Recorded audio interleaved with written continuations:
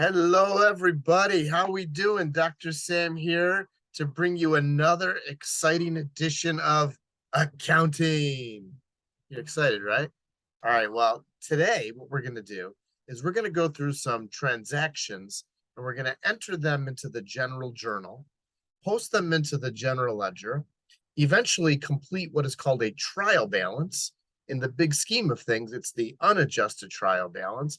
And then we're going to do some financial statements. So, what you see on the screen right now is everything we're going to be filling out.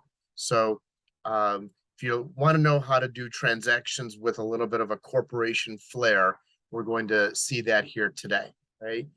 Before I get into that, just want to go through some of my, goofy sayings to help you do things. When we are doing accounting or the bookkeeping process, we want to do what is called the accounting waltz.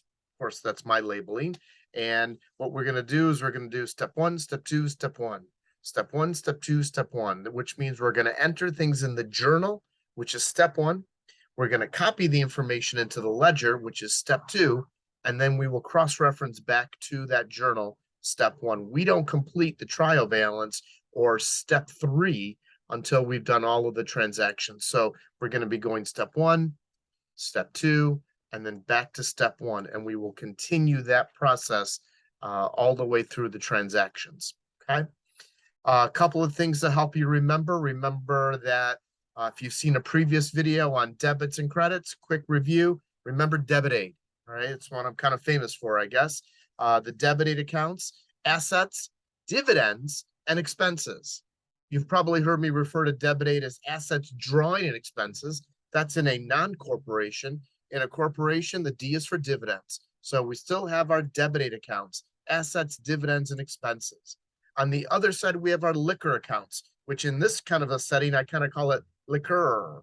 I kind of got a couple of R's there. Liabilities, your common stock, your retained earnings, and your revenue. So the debit aid accounts go up by a debit, where your liquor accounts go up by a credit. Okay, so you got to know your rules. You got to know your debits and your credits, or what we cover here today may not really be understandable to you. Okay, some other things here. My shopping cart accounts. Remember my shopping cart accounts? These accounts that are in the shopping cart, they always go up. Pretend you're on a shopping spree, and you're being timed. Hey, how fast can you fill your cart? You don't have time to take stuff out. You're just filling and filling and filling. So always debit dividends. So dividends always go up. Expenses always go up, right? Common stock and retained earnings always go up. Revenue, they always go up. So these are my shopping cart accounts, these 5 accounts. And whenever you use them, you're going to be increasing them. So the dividends, the expenses, you debit by making them go up. And to make the common stock, retained earnings, and the revenue go up, you credit them. Don't forget, you should know what an asset is. Assets are things that you own. You may have seen my accounting short on assets. Quick little summary, things you own, right? Cash, supplies, equipment, anything prepaid, anything receivable, assets. Liabilities, the debts of the company. This is when you owe someone either money or a service. We'll cover both of those today. Stockholders' equity, difference between your assets and your liabilities. That's how you calculate it mathematically. Take your assets, you subtract your liabilities, and poof, you got your stockholders' equity. And inside that equity, inside there, you've got your capital, your dividend, your revenue, and your expenses. And that capital is really capital stock, or common stock, as they say, right? So we want to make sure we know that's what that is. That's when stock is issued to the business. Dividends, that's when the company pays money to their stockholders. And it doesn't have to be money, by the way. I've seen non-cash dividends and stock dividends. Revenue, that's when you perform a service. Expenses, these are the costs to help you run your business. And then you'll hear the term retained earnings. And we calculate ending retained earnings at the end of each period. You start with beginning retained earnings. If you're starting a company for the very first time, your beginning retained earnings is 0. But then how does the retained earnings get calculated? You take your beginning retained earnings, you add your net income, and you subtract out your dividends. Okay. And then finally down here, some little tips and tricks. Remember, when you do accounting, always a minimum of 2 moves. You could do more than 2, but you have to have at least 2 or else you can't balance. Your debits have to equal your credits. Dollars and debits have to equal dollars and credits. First time you use an account, it's got to go up. You can't have a negative balance in any of your categories. All right, if you do, something went wrong. Books are always done from the business's eyes, from the company's eyes, not from the owner's perspective. It's always done from the business's point of view. If you see the word paid or prepaid, ding, ding, ding, you know your cash is going to go down. In fact, you can always say, if the sentence starts with the word paid, you know you're going to credit cash. And then remember, the shopping cart accounts, they always go up. So that's like a quick review of all the previous videos I've done that lead up to this chapter 2 material, if you're being exposed to corporation lingo. And let's go ahead and do some transactions. If you want, you can take a quick picture so you can follow along. Here are the transactions I'm going to do. All right. I don't know how many I have here, maybe like about 10 transactions or so. Let's see, 1, 2, 3, 4, 5, 6, 7, 8, 9, 10, 11, 12. I'm a liar. There's 12 transactions. All right, we're going to do those 12. And ready? Let's get going. So the first transaction, the corporation issued $20,000 worth of stock. $20,000 stock issuance. So we're going to go to our journal. This is step 1. Okay. We're going to enter the date, September 1st. And in here, we've got to change that so that it's not a numerical value. So hang on a second. Let's see how I can fix that here. Just give me a quick second. There we go. And September 1st, that'll work. All right. So when doing the transaction, we want to make sure we write our debits first. Debits first. Credits go second. Credits are always indented. So if there was a stock issuance, the whole reason why a company issues stock is because they need money. It's a way of raising capital or capital stock. So we're going to debit the cash. If you remember, the amount was 20 grand. And we are now going to credit common stock. Sometimes in accounting classes, they may just call it capital stock to be generic. As you advance in your accounting courses, maybe like in accounting 2, you might see common stock and preferred stock. But right now, keep it simple. By the way, the stock that is sold on the stock market is common stock, not preferred. It's the common stock. And only about 25% of publicly traded companies even have preferred stock. So most of them, it's just common. So here's your first transaction. Debit cash, credit common stock. Let me color code this. I did the transaction in yellow. Let me do the actual journal entry in yellow. So if you were in my class right now, I'd say, any questions? But, you know, you can always type a question for me and I'll be happy to respond. Okay. So debit cash, credit common stock. Step 1. Now let's start the step 1, step 2, step 1 waltz, as I like to call it. Again, my own goofy lingo. All right, so here we go. I'm going to highlight the areas where I'm heading to, so there's no surprise here. So these are the areas that I'm going to post to. Okay, so here goes. Cash, date was September 1st. So just a quick little reminder, when you are doing step 2, it's called posting. Posting, like in the horse race, it's now post time. We are posting, okay? And when you post, do not make this, like the part that's going to drive you crazy. All this is copying. So whatever you did in the journal, that's what you got to do in the ledger, all right? So on September 1st under cash, nothing in the item. I'll talk about that in another class and fix these dates here. So in another session that I have, I'll explain what the item is for. In reality, it's for special occasions like adjusting entries and closing entries. We don't know that yet, all right? But in the meantime, where are we copying from? The PR that you see here in the ledger represents the words posting reference. let's pretend posting means page. What page am I copying from? I'm copying from page 1 of which journal? The general journal. So I use the G that's in general for this G and the 1 that represents the page number. So if I was posting from page 12, I would write G12. Okay, so copy. I copied the date. I copied where I'm copying from. And now what did I do to cash? I debited it. So I'm going to debit it here. And that's now going to give me a balance of $20,000. First transaction has been posted, at least the first part of it. And now what I need to do is cross-reference back. So remember the waltz, step 1, step 2, step 1, step 1, step 2, step 1. I just did step 1. I just did step 2. And now I'm going to take the account number of the account I just posted to, and I'm going to cross-reference back to the journal.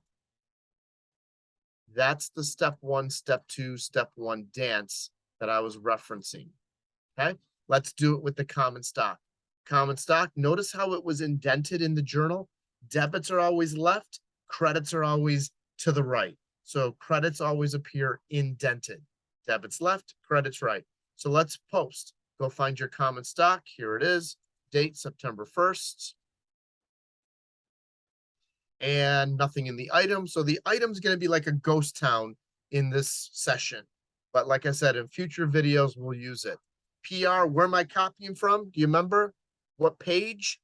What's the journal? So we're going to write G1, posting from the general journal, page 1.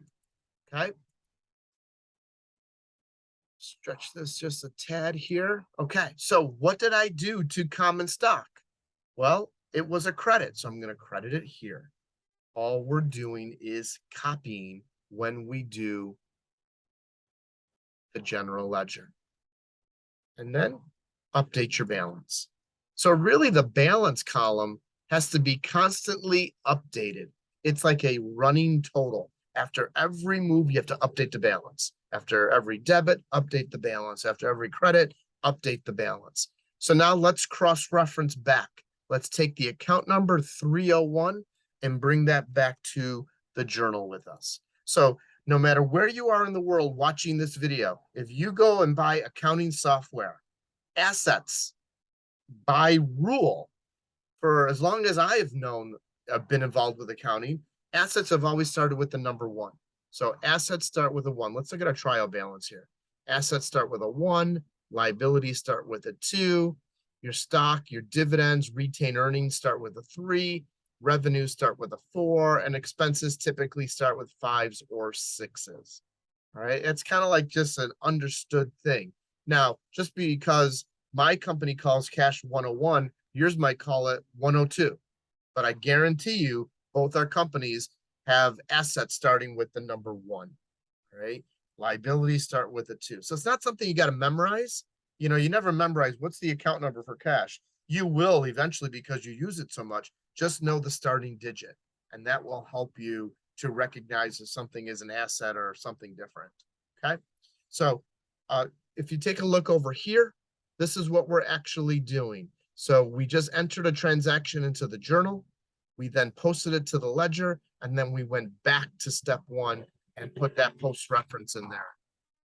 Okay, so step 1, step 2, step 1, step 1, step 2, step 1. And then when we're done doing all the transactions, we will then do step 3. And then when we complete step 3, we can then do the 3 financial statements, and that would be step 4. Okay. I'm going to close my window here because there's a lot of outside noise today. All right. Oh, that's nice and quiet now. All right, let's continue. So if we take a look at the next transaction, performed a service for $2,000. If you perform a service, that means you are doing what you do for a living. So if you're a hairdresser, you cut someone's hair, revenue.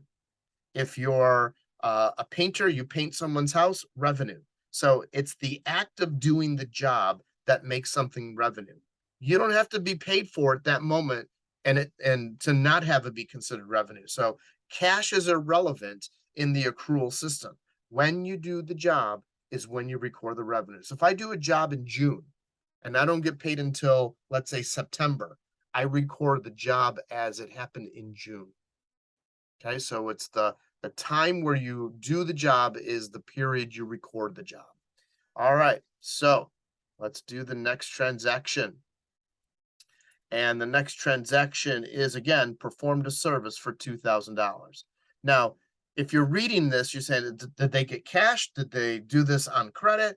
Well, you have to be told if it's done on credit. You have to be given extra info. So performed a service for 2,000, you're always assuming cash unless you're told differently. So on the 4th, we'll put just a 4 in there.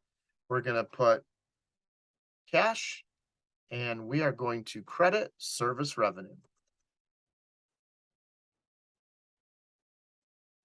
And that was for $2,000.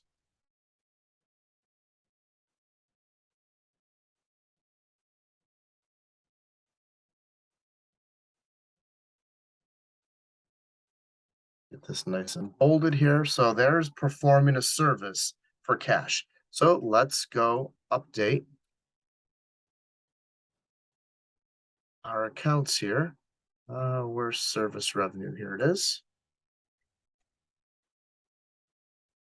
All right, so cash, we'll just put a 4 for the date, nothing in the item, G1. We now want to debit the cash for $2,000 and our new balance. You got to constantly update the balance, you guys.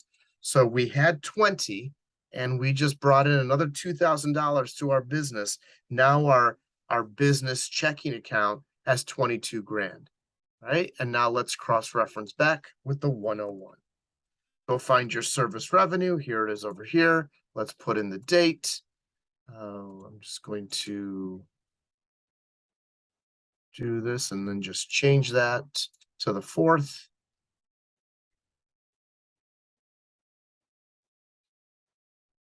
Nothing in the item. We are copying from G1, General Journal, page 1. I am crediting my revenue. We always credit revenue. It's one of those shopping cart accounts. And our new balance is 2,000.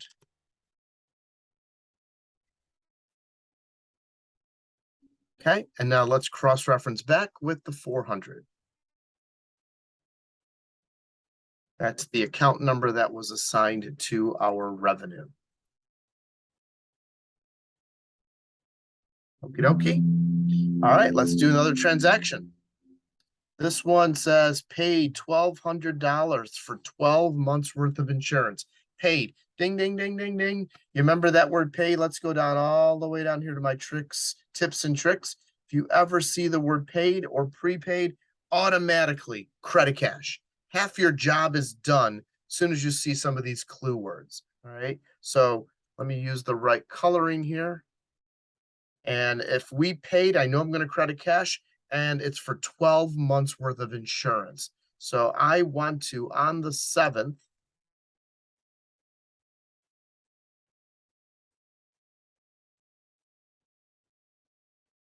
I want to debit prepaid insurance,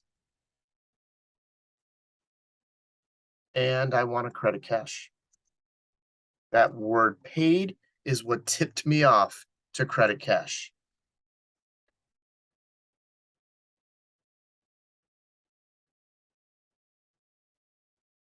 And that's that journal entry. Let's now go post. Hope I have enough room in my cash ledger. I'll have to add some rows if I run out of room here. So the date is the 7th. Nothing in the item. Actually, let me do prepaid insurance first. So again, the date is the 7th.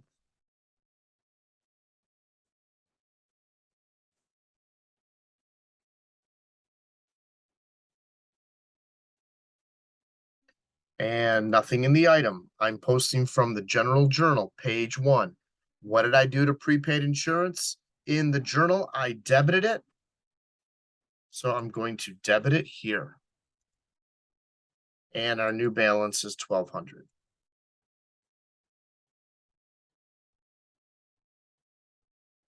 Cross-reference back with the 150. Now let's go update cash. Date is the 7th. Copying from G1. I've credited cash for 1,200. And our new balance. I have another goofy saying here. When trying to figure out your new balance, if something has a debit balance and you debit it, debit, you add. If something has a credit balance and you credit it, credit, you add. So debit, you add, credit, you add. And think of Valentine's right now. Opposites, subtract, not attract. I know that's what it really is. But for me, opposites, subtract. So we had a debit balance of 22,000. I just credited. Debit, credit, they're opposites. So I'm subtracting to get my new total. Okay. So this 20,800, even though I just credited cash, that's still a 20,800 debit balance. Cross-reference back with the 101. Okay.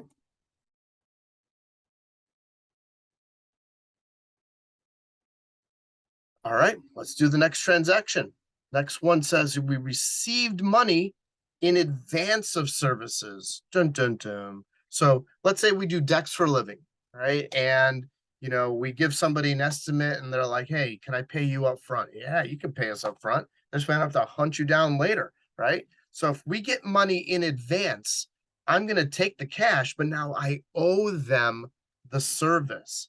So it creates a liability for me, not a liability in money, but a liability in service. So in this transaction, let's see, what was the color there? That was that green color. So over here, keep that color coding for us. The date was the 12th. And if we collected money in advance, I'm going to debit the cash. And now I'm going to credit this account, this liability account called unearned service revenue. Unearned service revenue. And I think it was 9,000, right? Yep. So we are getting $9,000 in advance, and now we owe this customer $9,000 worth of work. Okay. Remember, a liability starts with a 2. I couldn't put accounts payable here, the most classic liability, because accounts payable means I owe someone money. Excuse me. So when you owe someone money, then it ends in payable. But I owe somebody a job, a service. So unearned service revenue is the appropriate liability to use. All right, so let's go post. These are the accounts involved. And date is the 12th. Nothing in the item. G1. I am debiting cash for $9,000. So I have a debit balance. I'm debiting the account. Debit, you add. So we'll add these together. And now my balance in cash is 29.8. Cross-reference back with the 101. Unearned revenue, first time we're in here. So I need the date. So September 12th. Nothing in the item. I'm copying from page G1. I am crediting this unearned service revenue. And my balance now is $9,000.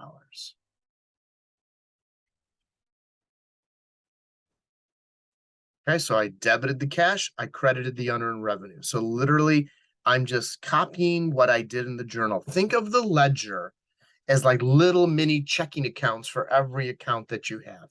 And you're keeping each one separate from each other. Okay, cross-reference back with the 209. Okay, next transaction. We are now on the 15th. And this one says we performed a service on account. Performed a service on account. So I'm going to shut up for a second and just let you think about this. We performed a service on account. What do you think we would debit and what do you think we would credit? So we did a job, so it would be a credit to service revenue if that's what you were thinking, but we did it on account. We didn't get the money. So if you said debit accounts receivable and credit service revenue, you were right. Nice job. So we did that job. We performed a service for $16,000 on account.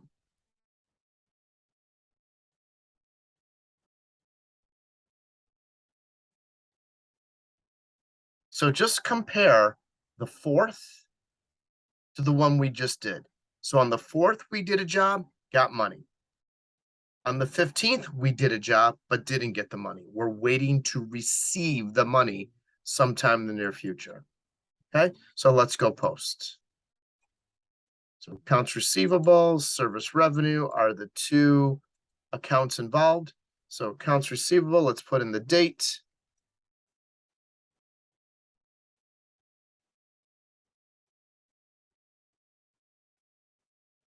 That would be the 15th. Nothing in the item. We're copying from page G1. We are debiting accounts receivable for $16,000, and our new balance is $16,000. Cross-reference back with the account number 110. Again, notice we're doing step one, step two, step one. Step one, step two, step one. We haven't even touched step three, which is over here. We don't touch the trial balance until we're done with all the transactions. Service revenue. Date is the 15th. Nothing in the item. G1.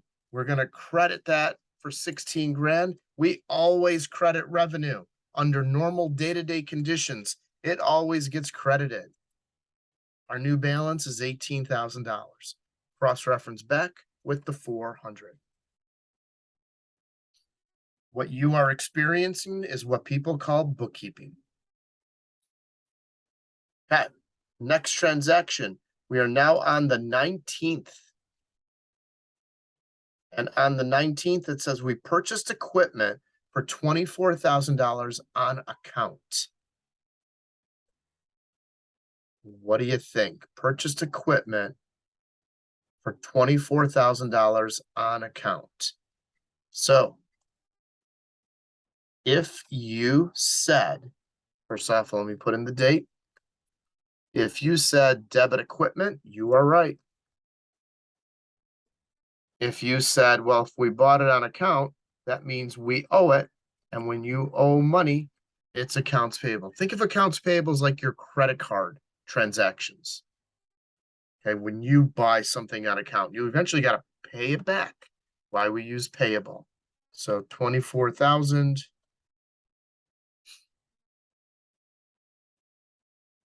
And 24,000. Again, notice every transaction I've done, minimum of 2 moves, 2 moves, 2 moves, 2 moves, 2 moves. Always making sure that my debits equal my credits. All right, let's post. Here's the equipment. And here's the accounts payable. First time we're in here.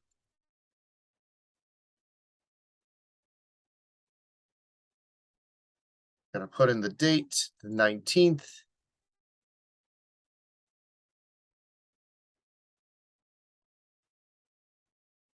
Just getting this part out of the way.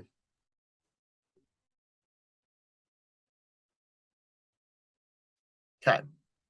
So with the equipment, nothing in the item. We are posting from G1. We are debiting the equipment for $24,000. Our new balance is $24,000. With the accounts payable, nothing in the item. G1, we are crediting accounts payable. Why? Because we credited it in the journal. Remember, posting or working in the ledger is just copying. By the way, you see how I got these little hashtags? Whenever those hashtags come up when you're working in Excel, it just means your cell, in this case, column L, isn't wide enough. So apply your best solitaire skills. Go up here. Notice how my cursor is like a white plus sign. And then when I go between L and M, it turns into a line with two arrows going left and right. I'm just going to click and drag a little bit. And notice that 24,000 was there all along. So if you ever get those little number signs or hashtag signs, as they call them, it just means that you need to stretch the cell. So not a big deal. Cross-reference back with the 201, and don't forget the 170. That was for the equipment. Okay, we're moving right along. Next transaction, this is on the 22nd. It says we performed another job. So as soon as you do a job, revenue should come to mind. It's like, oh, I got to use revenue. All right. But look at this one. We did a $27,000 job and we collected $7,000 today. What about the other 20? We're waiting to receive it. So how many moves in this transaction?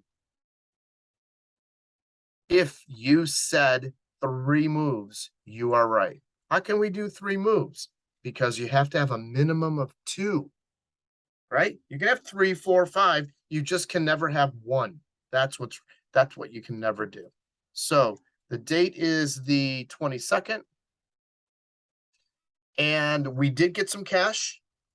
We got $7,000 worth of cash. We are also waiting to receive a big portion of that job, and that would be $20,000 that we're still waiting to collect, and we have to record the job. And we've got a $27,000 service revenue being recorded in the books. And notice that our debits equal our credits. Always need to make sure of that. Okay, let's go post. So we've got cash involved. We've got accounts receivable involved. And we've got revenue involved.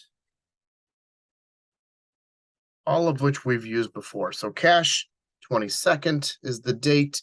We're copying from page G1. Our cash is going up by 7,000, and our balance in cash is now 36.8. Cross-reference back with account number 101. Accounts receivable. Hey, remember this customer? We had a customer earlier, by the way, that we did a job for, owed us 16. We now have another customer that now owes us money. This ledger, as you see it, has a weakness associated with it, and that is it's not showing the customer name.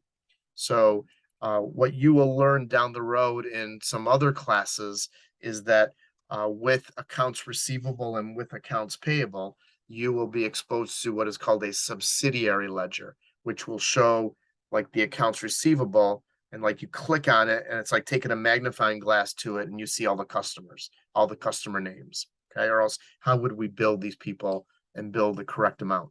All right, so but for right now, we are waiting to collect a total of 36,000 from a couple of different customers.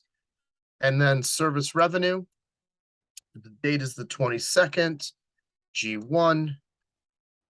We are crediting that 27 grand. Boy, so for a first-time business coming out of the chute, we are kicking some serious butt here. I mean, look at all those jobs we got going on here. That's impressive. Usually companies are losing money right out of the chute. All right, cross-reference back with the account number 400. Okay, a few more transactions to go. We are now on the 23rd. And on the 23rd, it says paid the September advertising bill. Okay.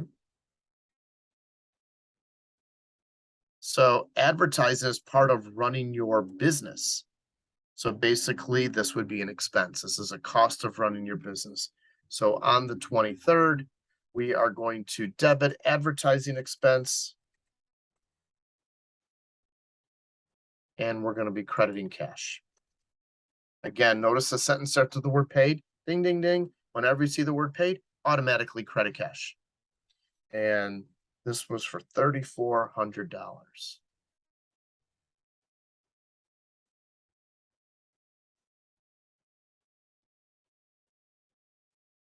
Okay, let's go posts. So find advertising expense. Here it is. and we'll ultimately put it in cash as well.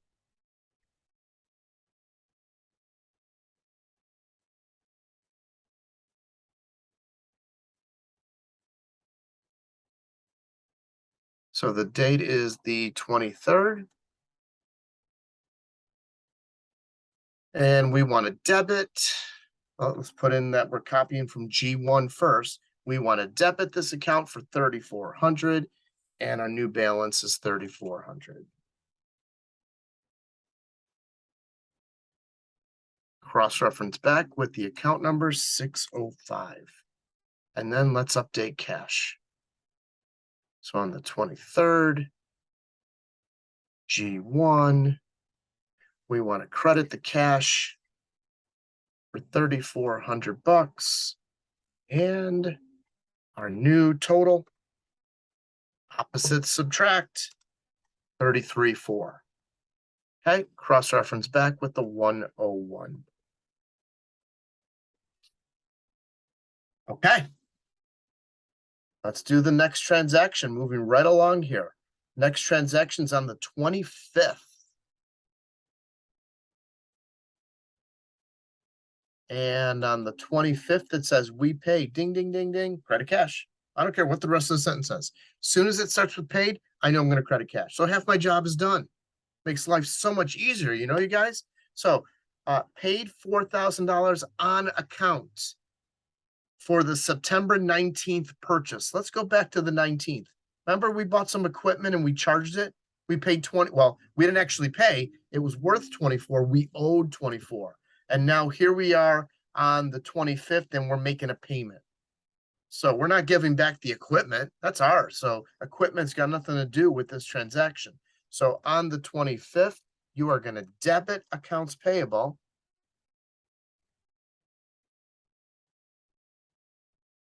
And you're going to credit cash. It's the debt. It's the credit card balance that we're trying to shrink.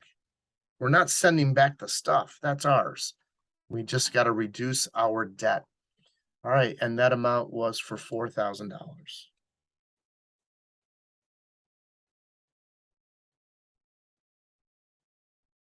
Okay, let's go post. Find accounts payable. Here it is. The date is the 25th. Look, it even shows right here. I owed 24. But now on the 25th, I debited the accounts payable for $4,000.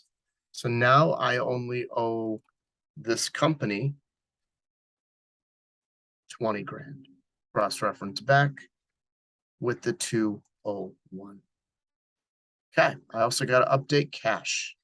Cash is up here.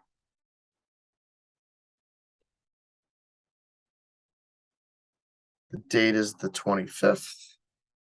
G1. I want to credit my cash for $4,000. And my cash is now down to 29.4. Cross-reference back with the 101. Okay. Just going to move this down a little bit. Make sure I got enough room to do what I got to do.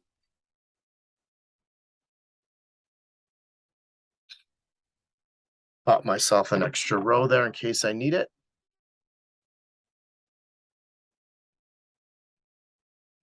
Okay. Let's do the next transaction. This one's on the 28th. And on the 28th, it says we collected 5 grand from the September 22nd customer. So now we are collecting money. When we pay, we credit cash. When we collect it, we debit cash. So we're going to debit the cash for $5,000. Did we do a new job? No. All right, so don't use revenue here. We want to credit the customer's account. So when the customer makes a payment, we credit their account. So we're crediting their accounts receivable account. All right, let's go post. So our cash and accounts receivable. Let me get rid of that here.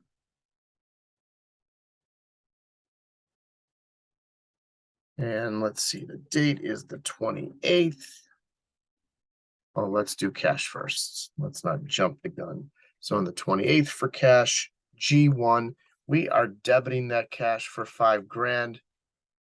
And our cash goes back up. So our cash balance is now 34.4. Cross-reference back with the 101. Accounts receivable, date is the 28th. G1, I am crediting my accounts receivable now. This is the customer's balance, and the customers owed us 36, but because a payment was made to us, they now only owe us 31,000. I hope this is making sense to you guys. Cross-reference back with the 110. You might want to go back and rewatch this from the beginning or kind of pick up where you first kind of lost it. Okay, a few more transactions to go. We have 2 more. And this one says the board of directors declared and paid a cash dividend, $2,000.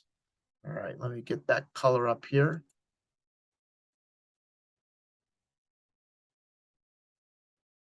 All righty, so the date is the 30th.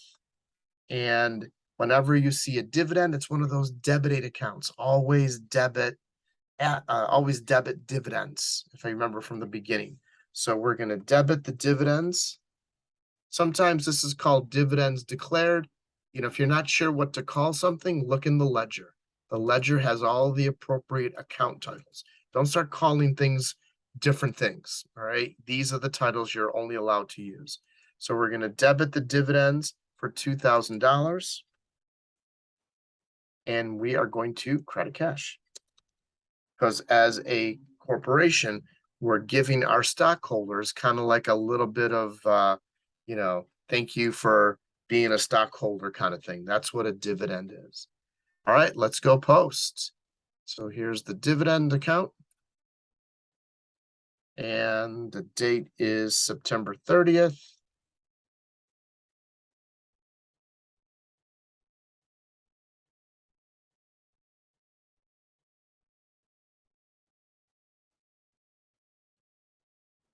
We're posting from G1. We are debiting dividends because you always debit the dividends account, and your new balance is 2,000. Cross-reference back with the account number 330. And then let's update cash. And on the 30th, G1 is where we're copying from. We want to credit the cash for 2,000, and our new balance, we're down to 32.4. Cross-reference back with the 101. One more transaction to go. And this one says paid the monthly salaries. Finally paying our employees. Probably not so fun to get your money once a month. I would hate that. But on the 30th, we're going to debit salary expense. And if we're paying ding, ding, ding, ding, we know we're going to credit cash. 14 grand.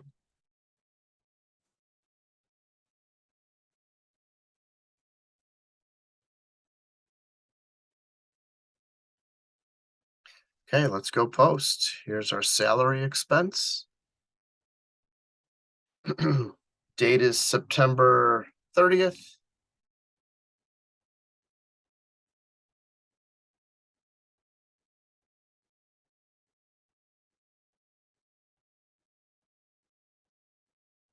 We're copying from G1. Remember, where are we posting from? We are debiting salary expense for $14,000. And that gives us a 14,000 debit balance in that account. There's those hashtags again. Let's just stretch this cell a little bit. There it is. And then account number 625 as we cross-reference back. And then finally, the cash account right up here. And the date again is the 30th. G1, we are crediting our cash for 14,000. Definitely taking a big hit here. And our cash balance, lowest it's been since we started, 18.4. It's reality, right, guys? So cross-reference back, 101. All right, we completed all of 12 of those transactions.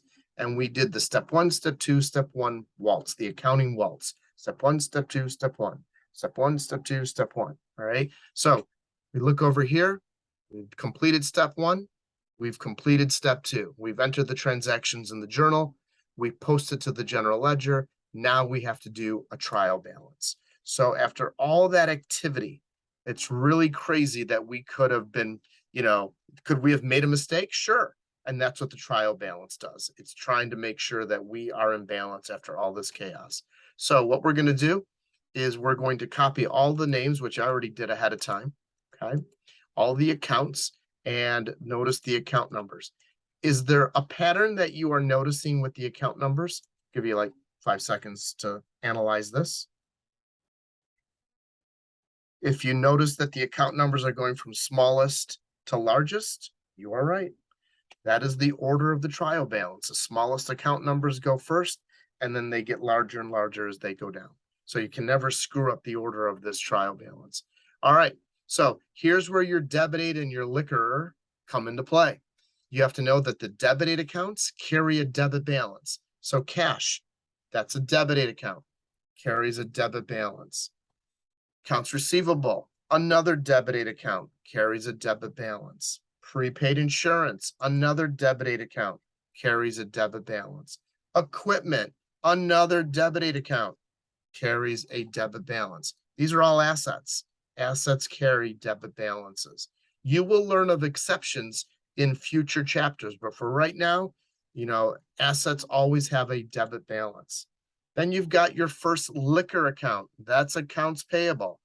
Ending balance there was 20 grand. You notice I'm putting the ending balances from the ledger. That's what is being represented on the trial balance. Unearned revenue, another liability, which makes it a liquor account. 9,000 credit balance. Common stock, another liquor account. 20 grand. Dividends, that's a debit aid account. D for dividends, D for debit. Great way to remember that. And then revenue, a liquor account. 45,000 credit balance. And then advertising, expense, that is a debit aid account. And finally, salary expense, 14,000, another debit aid account. So at this point, I want to add up all my debits. So let me do that right now.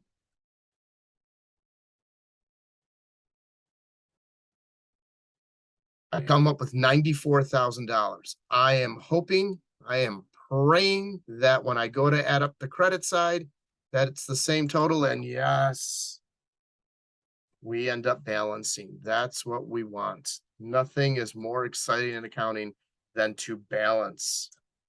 Okay. All right.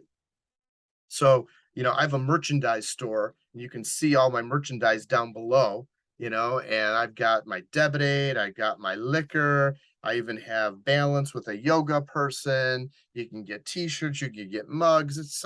I got such cool stuff. So if you like accounting slogans, and who doesn't, go grab some stuff from there. All right. Anyway, so now let's venture to the last part. So step 3, very easy to do. All we had to do was copy the final answer from each of our ledgers. Now, from this trial balance, it's technically the unadjusted. You don't know about the adjusted trial balance yet, unless you've taken an accounting course before. But we don't know that yet if this is only chapter 2 in your accounting life. All right. So just understand that this is the first of 3 trial balances that are done in the accounting cycle. All right. So what we're going to do now are the 3 financial statements. These are the statements that are going to be broadcasted to the world. Here, this is our financial position.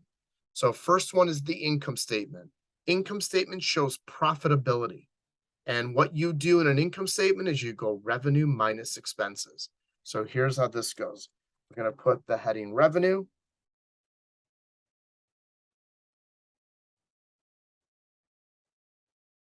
And then underneath it, we are going to indent the name of our revenue account, which in this case was service revenue.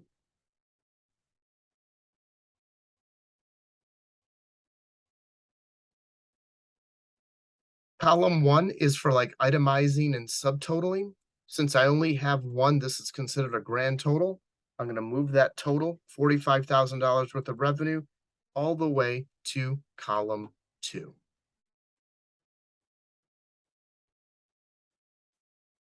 If I had if this was like a beauty salon, I had like 5 different ways to earn revenue, like hair cutting, waxing, manicure, pedicure, tanning, you name it.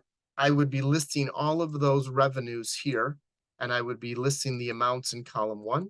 I would total them up, and then I would need a line that said total revenue, and the total is what would go in column 2. But since I only have one, it is the total. And now I move on to expenses. And according to my expenses, I do have 2 of them. I have advertising expense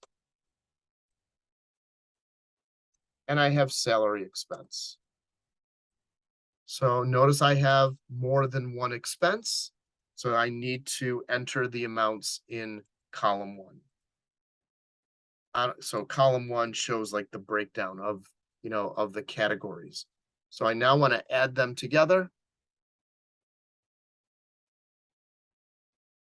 And I want to subtract their total from my revenue.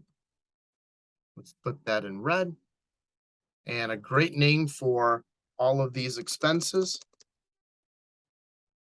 You're probably reading my mind. Total expenses. Every time we do math, we need a math line. Every time we add, every time we subtract, we need that math line. So 45,000, subtract out the 17,400. This company ended up with a positive 27,600. And when you end up with a positive result in your income statement, that means net income.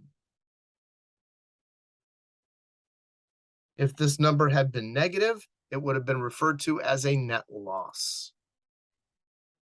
So whenever your revenue is larger than your expenses, net income. If for some reason your revenue was less than your expenses, then you would have a net loss. Now, it's very important that you do these financial statements in the order I'm showing you right here. And the reason is this net income answer is going to get copied into the statement of retained earnings. So you need this answer to be able to do this pink one. So let's do the statement of retained earnings. We're going to start off with beginning retained earnings. And since we're dealing with the month of September, this would have been September. Let me put my comma in the right spot. September 1st, 20XX. And we didn't have a beginning balance. Remember, we started this company from scratch. So our beginning balance is 0. And in Excel, whenever I put a 0, if I got my numbers in like a accounting lingo or accounting format, Excel automatically makes my zeros into dashes. Okay, so now what I want to do is I want to add in my answer from the income statement. So literally I'm going to write add, which is optional, by the way. You don't have to write the word add. And I want to add in the 27,600. And now I want to add 0 plus 27,600. And of course, that gives me 27,600. We don't have a great name for this, so subtotal will suffice. Then we want to subtract out our dividends. And our dividends were $2,000. Put that in red. And now I want to put a math line because I want to do that subtraction.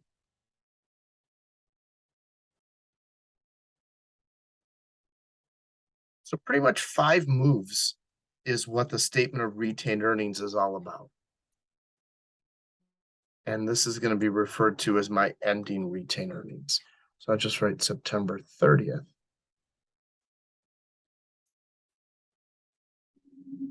So there's your statement of retained earnings. Obviously, if we were not in month one, if we were like in year 5 of a company's lifespan, whatever you end with here, which in this case is 25.6. So when I go to do the next period's retained earnings statement, it's going to start with 25.6 in this spot. So whatever you end with one period is what you start with in the next period. So let's double underline that. That's something that we do in accounting. Double underlines, like the little mark of Zorro. That means we're done, conclusion. So you want to put those double lines in there. All right, one last thing to go and we are done. And this is the balance sheet. And the balance sheet, the goal is basically the accounting equation. Do my assets, after all of this, do my assets equal my liabilities plus my equity? And that's what we're about to find out. So here goes. So we got assets, put in our little colon symbol. By the way, that little colon symbol that you guys see there, that basically in our financial statements indicates be prepared to indent a list. Remember, like with revenue, it ended with the colon, I indented service revenue. Expenses ended with the colon, I indented advertising expense and salary expense. Well, I'm going to do the same thing with assets. So I'm going to indent a list. I got cash, accounts receivable, prepaid insurance, and equipment. Those are the 4 assets in this particular problem. And because I have more than one, I'm going to list them in column 1. So 18,400, 31,000, 1,200, and 24,000. First number in each column gets a $sign. And now let's total them up. Our first magic number in the balance sheet. Remember, this thing is called a balance sheet. So we're trying to get 2 numbers to balance each other. 74.6. We hope we see that number one more time. And we now need to label this.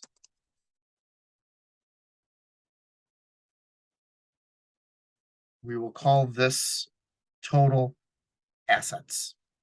So halfway home, now we got to put the liabilities and we got to put the equity. So here we go. Under liabilities, we happen to have 2 of them, accounts payable, and we have unearned service revenue.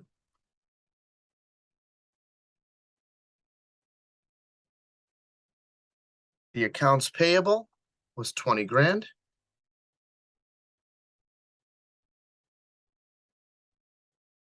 And the unearned revenue was 9 grand. So we now have to add those together. And we'll put the total in column 2. That's 29,000. And what do you think a good name for this would be? If you're thinking total liabilities, you are right.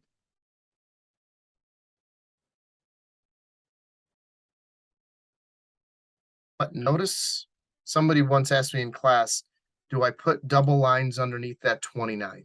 And my answer to them was, does that 29 equal the 74.6 up top? Nope, no double lines. The next time we put double lines will be under another number that says 74.6. So speaking of that, last category, stockholders' equity. And under stockholders' equity, we're going to put the common stock.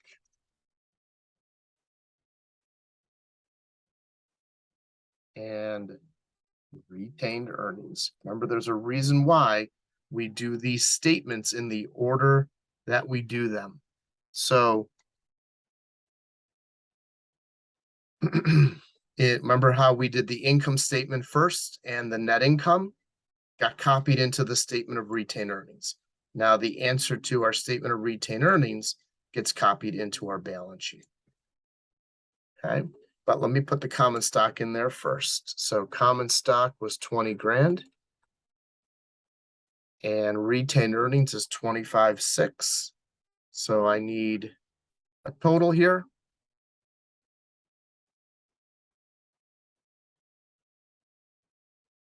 So total stockholders' equity.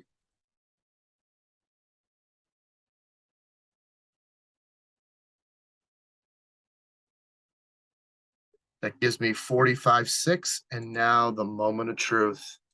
Here we go. Please, please balance, please balance. I take the 29,000. I'm going to add the 45.6. Please equal 74.6. And yes, it does. So let's clean it up a little bit here. We're going to call this version of the 74.6 total liabilities and owner's equity.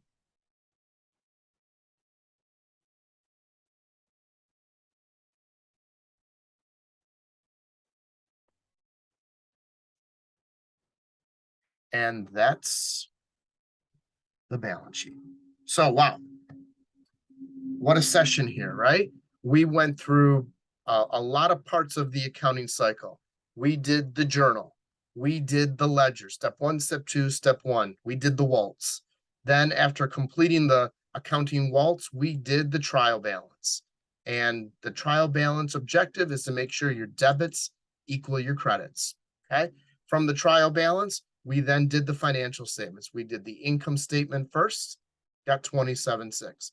We then transferred that into the statement of retained earnings, started out 0, ended up at 25.6, thanks to adding the net income and subtracting out the dividends. And then the answer that we got in the retained earnings statement was copied into the balance sheet, and that's what allowed us to get our balance sheet to balance. That's it. So I hope you guys enjoyed this. I hope you got a lot out of it. If you need to watch it multiple times, you know you can. All right, I got tons of other videos. Check them out. I can help you with accounting 1 stuff, accounting 2 stuff. I got financial analysis stuff on my YouTube channel, along with some cost accounting stuff. So take advantage. I even have some cooking stuff if you're into that kind of thing. All right, you guys have a great day. It's been my pleasure to serve you. This is Dr. Sam. Check out my merchandise if you're interested. Please subscribe, and who knows? I can help you in one of your future accounting tests. All right, take it easy, everybody. Bye-bye.